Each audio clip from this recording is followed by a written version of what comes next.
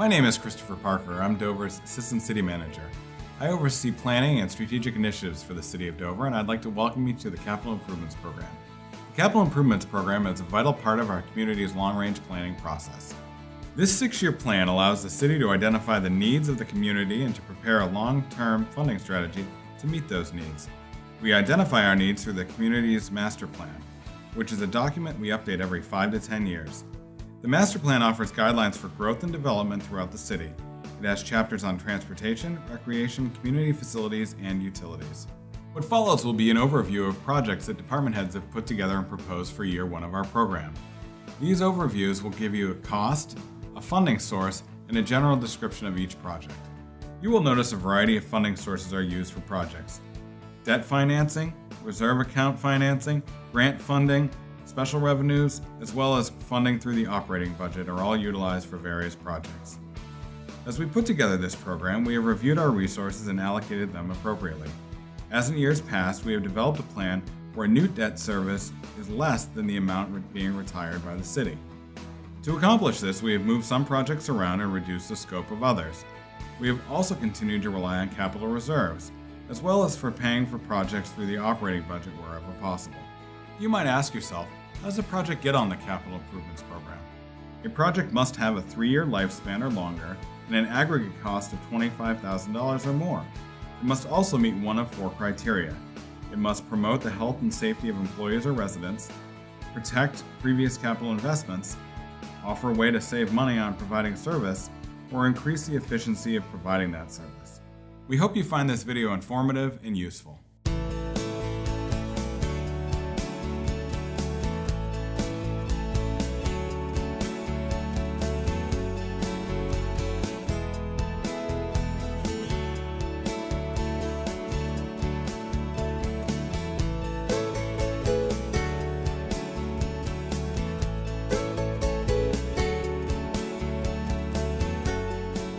Consistent with the financial policy adopted by the City Council, this project provides annual funding for the existing Cemetery Capital Reserve Fund out of the General Fund. In future years, this fund will be used to fund cemetery improvements, including landscaping and building construction. This project replaces 14 building interface panels and computer connectivity between the HVA systems and the automation and control systems that are outdated. This communication and control infrastructure is in need of replacement as the current equipment is no longer serviceable and cannot be counted on to work consistently and efficiently.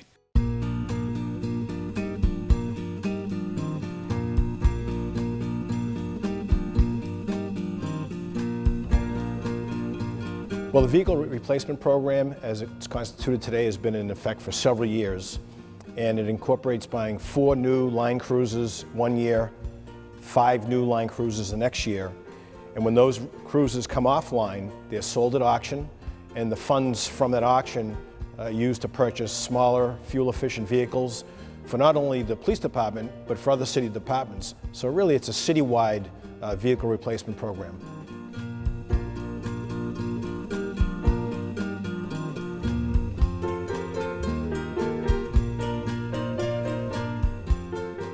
Before us is the replacement of the year 2000 Quint. We call it Engine 4. Engine 4, if it's replaced in this CIP cycle that's upcoming, by the time a new vehicle arrives, Engine 4 will have a projected 195,000 miles, which we've gotten its service life out of it. And obviously a mileage of that height on an emergency vehicle, now we're getting into where the risk zone of a major component failure. The motor, the transmission, something in the frame, and then the repair cost exceeds the value of the vehicle. The issue is they're not just sitting on a lot. They're mostly custom built vehicles, so then suddenly you have no vehicle and probably 8-month build time. The city's changed and our needs have changed. We really need 2 aerial ladders essentially. This vehicle we're proposing is harnessing new technology. In the last 2 years, the fire services vehicle manufacturers have finally achieved merging an aerial ladder truck onto an engine-sized vehicle. We are in need of replacing the boilers, the heating boilers at both the Central Fire Station and the South End Fire Station. So 2 of the 3 fire stations we have Sadly, at the same time, both boiler systems are over 30 years old. I believe Central's is 37. We're now into that point where it could last 5 more years, it could break tomorrow. And unfortunately, in a building such as a fire station, we have to have heat. So the big risk that we're trying to eliminate with this CIP request is that emergent replacement that's going to cost 1.5 times what it should. So the McCollum Center emergency generator, what we became aware of is that there's $100,000 available in grant funding through New Hampshire Homeland Security to help fund generators for primary shelter locations. So in the case of the City of Dover, our primary shelter is the McCollum Center. We have an incredible capability there. The cafeteria can hold people, the gym can hold people. We have a senior center that's already providing services to roughly 2,000 seniors a month, 2,000 senior visits a month. The other side benefit to this project is in the McCollum Center is our media center, which is used during emergencies and during city events to communicate messages to our citizens. So getting emergency power to that building is, to the McCollum Center, is very important.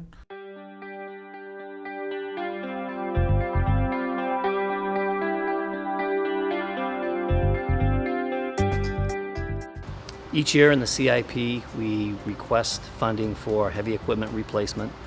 This year, we are requesting funds for the replacement of a 1999 International 6-wheel dump truck, and we'll be replacing this piece of equipment with a 6-wheel dump truck with a plow, wing, and sander. The city has approximately 129 miles of streets to maintain, and we have a pavement management program that assists us in prioritizing what streets need to be overlaid before they become into a condition where they need complete reconstruction.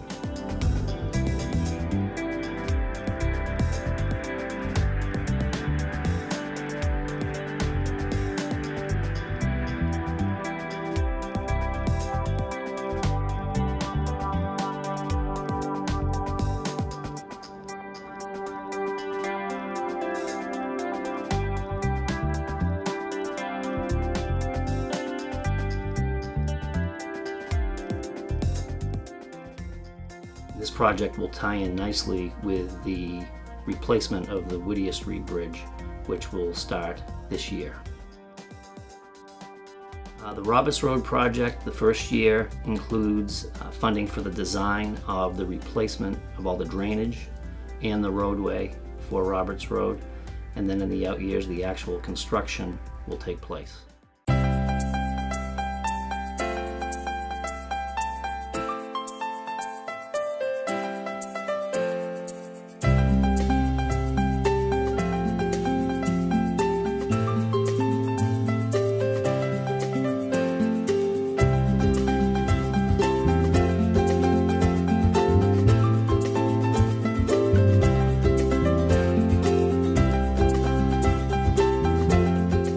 Any ice arena couldn't function without a quality level of ice resurfacing equipment.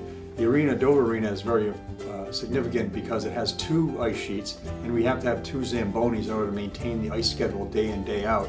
This is from 5 in the morning till 11 at night. Both sheets are going during the high time of the year. So both those machines need to be up to speed and be able to function. We have 2 that are currently on our inventory. They're both of different ages. The one we're trying to replace is 16 years old. Typically, if you get 15 years out of it, you're very fortunate. We've been able to stretch it a little bit, but because we had to put more money into it, we're at a point now where really it's more worthwhile to replace it. It's a very expensive piece of equipment, but it is worth it because we can't function without it. So this particular Zamboni is getting to a critical stage.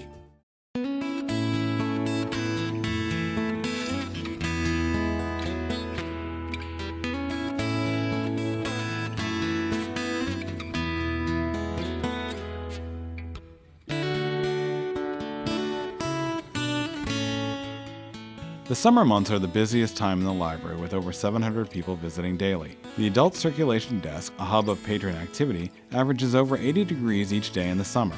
Patrons and staff would benefit from air conditioning the building, and the library could be promoted as a cooling center. This project would decrease energy loads and increase efficiency, as well as improve aesthetics and the sound levels in the building. This project will be funded through the Capital Reserve.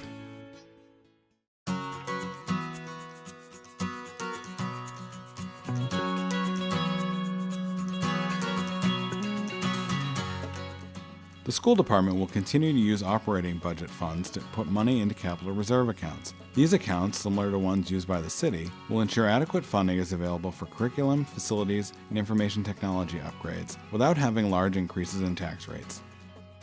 This project will use reserve funding for ongoing projects upgrading curriculum needs to ensure that students have the tools and resources necessary to have a 21st century education. Maintenance of facilities and schools is imperative to the Dover School District operations. Renovation is needed for such items as HVAC, plumbing and electrical upgrades, window replacements, cafeteria and kitchen maintenance, bathroom replacement and expansion, and remodeling or enlarging of classrooms to meet New Hampshire state standards. This project will be funded through the operating budget. This ongoing reserve and operating budget funded project will make infrastructure improvements to the existing IT network. This work includes replacement of servers, routers, and switches, as well as the creation of an annual hardware replacement program where devices will be replaced every 5 years.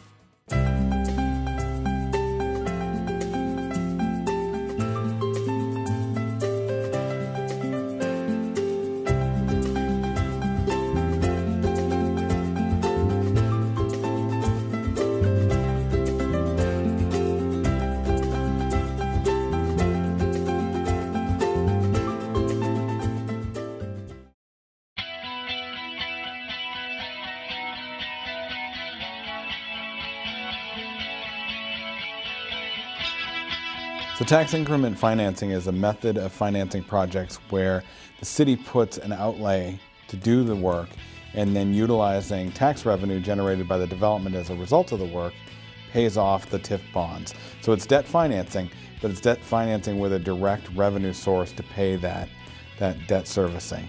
So in this case, the waterfront TIF was created by a previous council with the understanding that we would do site prep work on the city's waterfront parcel, so that when the Kachiko Waterfront Development Advisory Commission finds someone to do the development and is ready to make that commitment, we would have a baseline of infrastructure. In this case, it's looking at removing any soils, creating a clean and developable site, closing the dredge spoil cell, and also creating a park amenity that will it'll follow the riverbank along the Kachiko River. This park will essentially be an extension of Henry Law Park, and it will help connect from the existing Henry Law Park up to the McGlarris Park area, again along the edge of the river. So there's money in the TIF to help get that project jump-started, and this funding is for the site development, again removing some of the soils, leveling out the site, addressing climate adaptation and sea level rise, but also creating the baseline for this park that will be there eventually.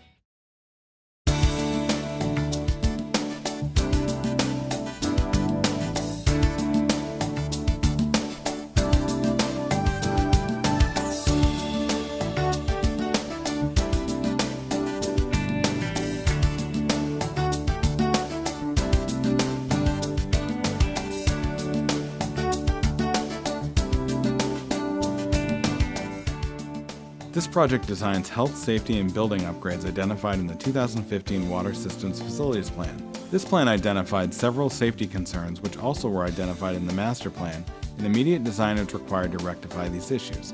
This project will be debt financed through the Water Fund.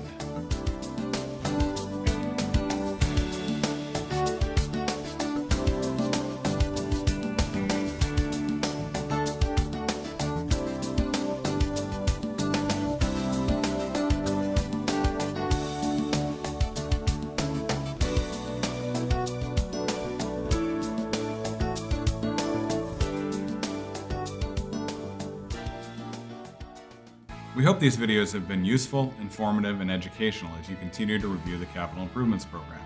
You'll notice there are over 100 projects over the 6-year timeline. Some of the projects include renovation of municipal buildings and schools, reconstructing streets, and improvements to parks and playgrounds throughout the city. As you review the list, you'll note that projects are listed chronologically, so that new projects fall at the bottom of the list in each category. The Capital Improvements Program relies on public participation for its adoption. The first step in this process is a joint workshop between the Planning Board and the City Council.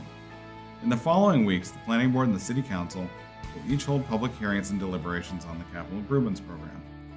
We encourage the public to be involved and participate in this process. We have created a webpage devoted to the Capital Improvements Program. This page contains more information about each project, as well as a citywide map with locations of projects on it. If you have any questions about the Capital Improvements Program, we encourage you to reach out to the city manager or staff so we can assist you in your review. Thank you.